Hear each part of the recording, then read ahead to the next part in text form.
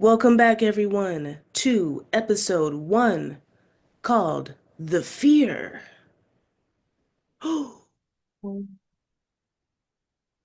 And once again, with your hosts, I am Nike Truth.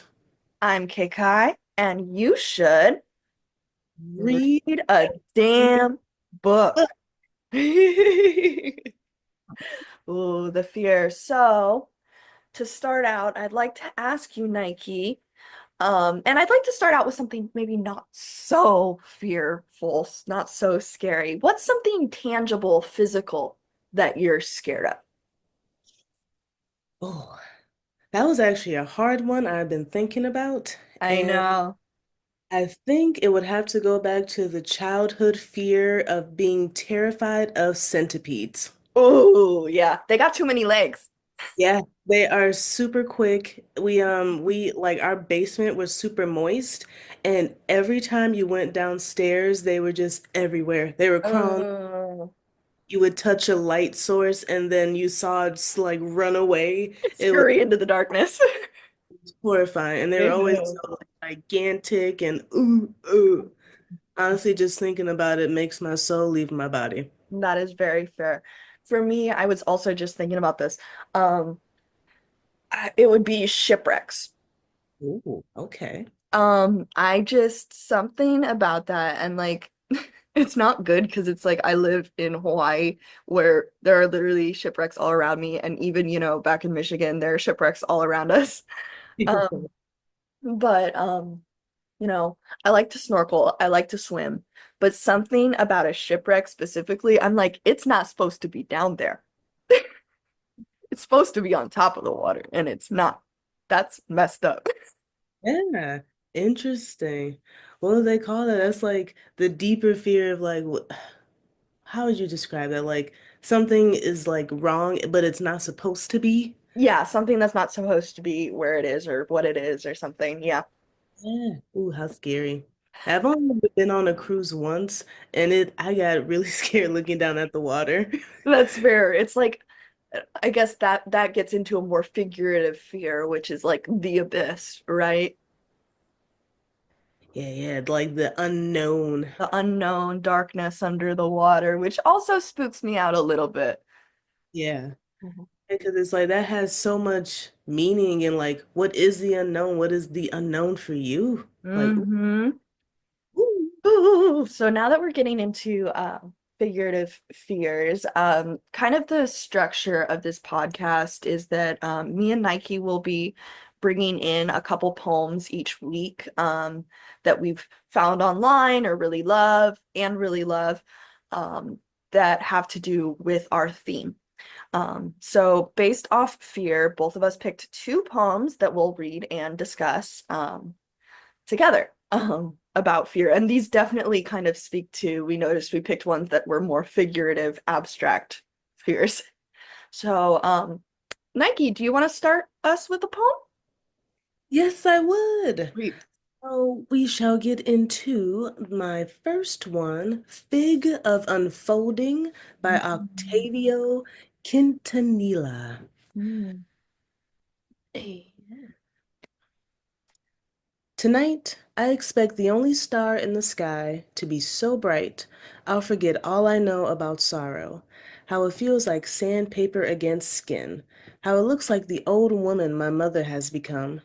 I was still a boy when I watched my father plant a fig tree in the backyard, me not knowing much about the fruit it promised, but enough knowing about the river running through my father's quiet as he dug a hole to make his offering. Ever since, I've been running in the opposite direction of hope, trying to logic my way out of God's existence. It gets tiring tunneling through time until I get close enough to see an exit, and then time begins again, but this time without the people I have loved. A day will come when my body will no longer open like a suitcase to take myself on a journey where I'll dream of never being found, where I'll dream of never finding what I've lost. I no longer have a need for it. No more fig tree. No more father. The backyard sold long ago to strangers. Mm. That just deeply struck me when I Yeah. first read it. It It actually reminds me of a personal event that happened about a year ago. I don't know if I told you, but I lost my uncle. Mhm. And we had a very good connection when I was a child.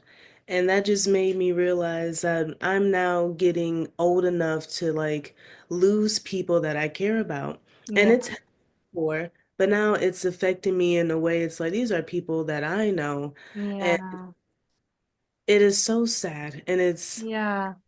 also It's just hard like, not to fear that. yeah.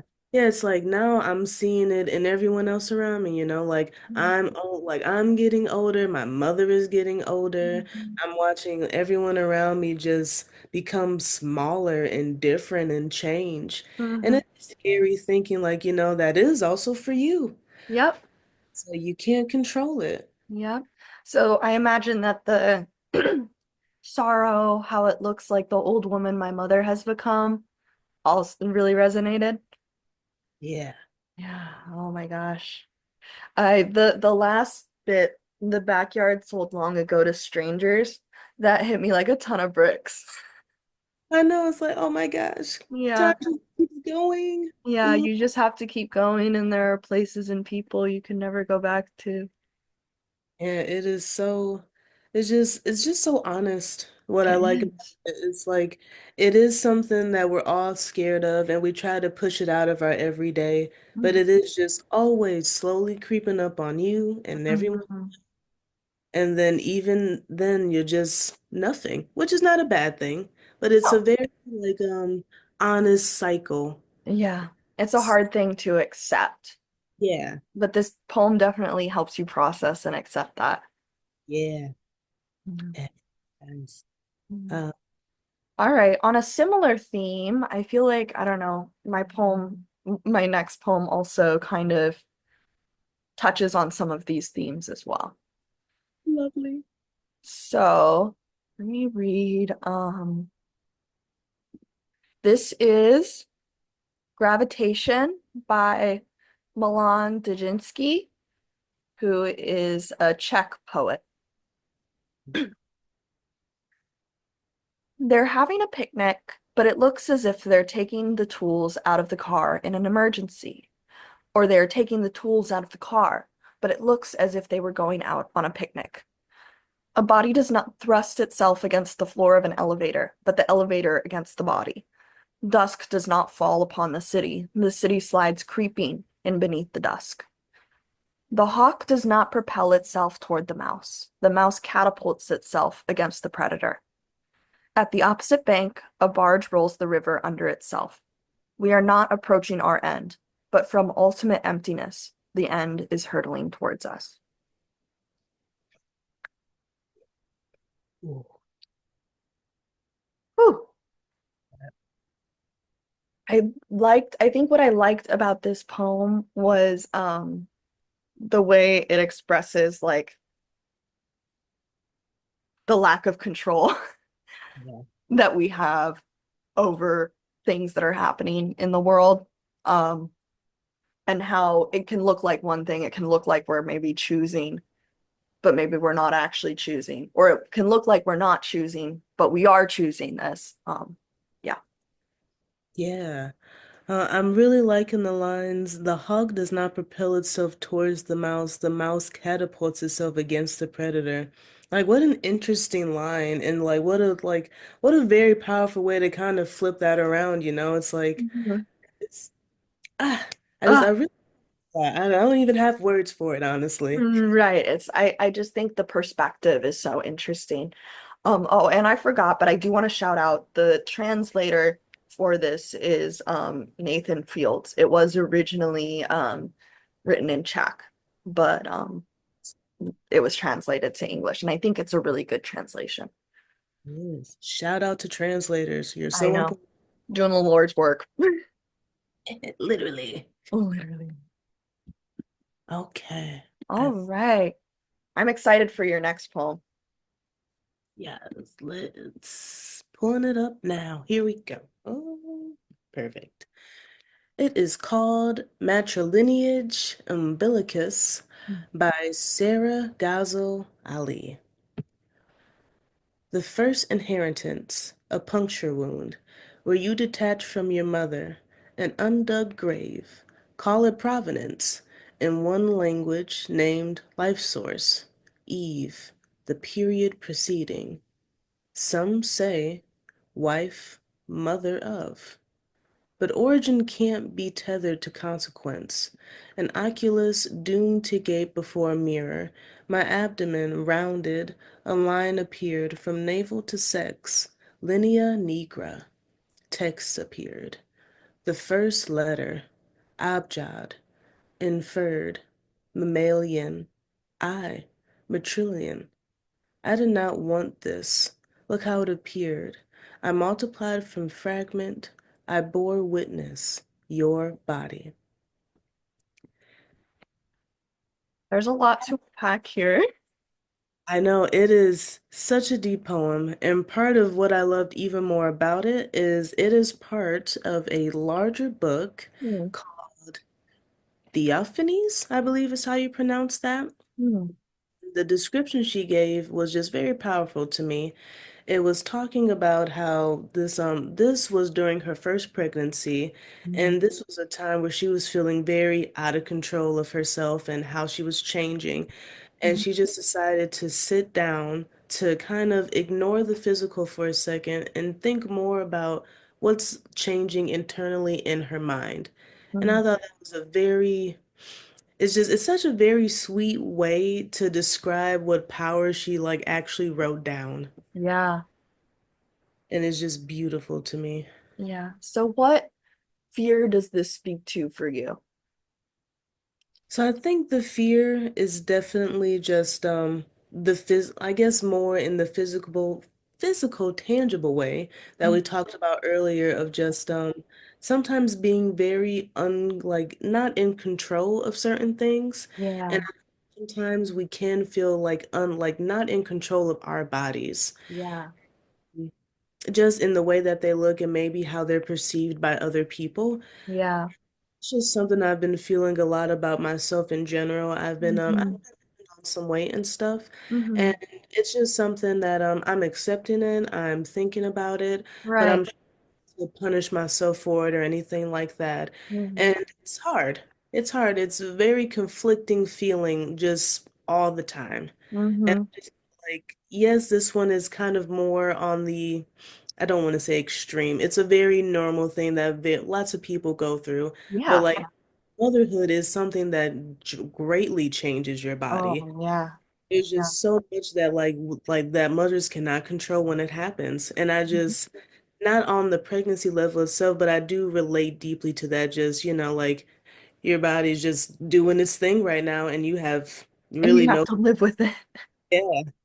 So Yeah. it's very deep. I like it a lot. Yeah. I really like, I think that, oh, I really like the structure of this poem for people who just heard Nike read it. And it's kind of two columns that are centered towards the middle, towards each other. And it almost looks like there's this blank line going down the middle, which almost is like an umbilical cord, if you think about it, running down the middle of the poem. Oh my goodness, that is right. I honestly did not notice it when I first looked at it. Isn't that like, I don't Yeah. know, like I that's just my interpretation. Um, I Uh, also noticed that there's a little bit of Arabic in here, yes. um, including like after the words text appeared and inferred, there are these little lines that I think are letters in Arabic. Um, So, but I don't know any Arabic, so unfortunately that dimension of the poem I can't read into so much. yeah. Oh, that was also something that I like just enjoyed too, because it just made me realize I feel like a lot of the poetry that I'm like listening to, it really is just from America. And Mm, there's no that it makes sense because this is the country I'm living in. sure. But poetry is so wide. It's It's so universal. And you have to keep looking for you just have to keep looking and finding and you will find great poetry that defies whatever you were thinking. Hmm. Yeah, you That's can learn a lot about a people and a place based on what poets write about it. yes, yes. And that's what I really appreciate about it too. Yeah. No, this is amazing. Whew. Feel like we could spend a whole podcast episode just talking about this poem. We could. Who knows? Maybe it'll show up again. Maybe we will. We could do some deep dives. Yeah. All right. Last poem is this is by John Murillo, and it's called Variation on a Theme by Elizabeth Bishop. And the by Elizabeth Bishop is part of the title because it's kind of based on, it's a riff off of a poem by Elizabeth Bishop where the poem is called One Art, and that poem starts with, "The art of losing isn't hard to master.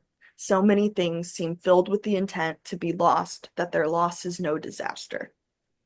And this is kind of an extrapolation on that idea of loss. All right. Variation on a Theme by Elizabeth Bishop by John Murillo. Start with loss. Lose everything, then lose it all again. Lose a good woman on a bad day. Find a better woman, then lose 5 friends chasing her. Learn to lose as if your life depended on it. Learn that your life depends on it. Learn it like karate, like riding a bike. Learn it, master it. Lose money, lose time, lose your natural mind. Get left behind, then learn to leave others. Lose and lose again. Measure a father's coffin against a cousin's crashing T-cells. Kiss your sister through prison glass. Know why your woman's not answering her phone. Lose sleep, lose religion, lose your wallet in El Segundo. Open your window, listen. The last slow notes of a Donny Hathaway song. A child crying. Listen. A drunk man is cussing out the moon. He sounds like your dead uncle who, before he left, lost a leg to sugar. Shame. Learn what's given can't be taken. What can be taken will. This you can bet on without losing.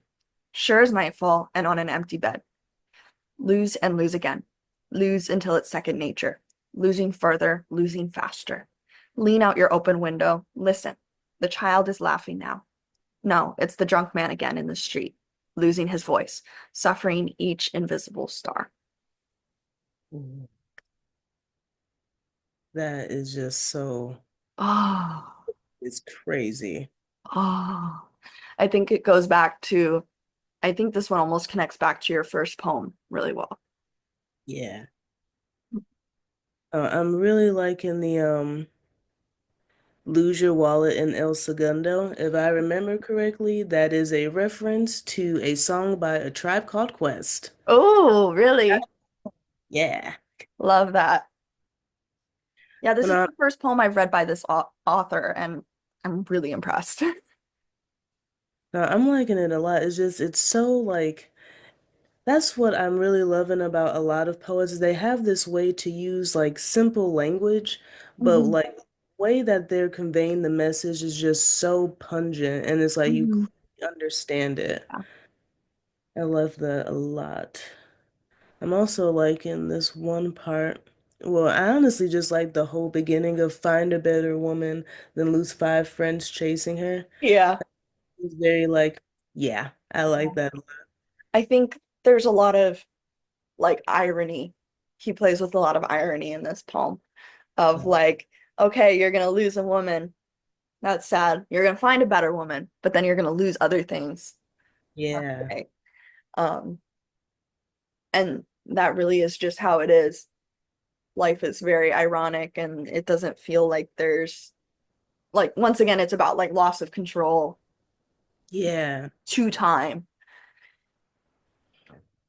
Oh, I agree. I like that a lot. It's just in gaining of so much, it's like there is so much that you're losing too. To gain something is to lose it as well, you know, Hmm. eventually.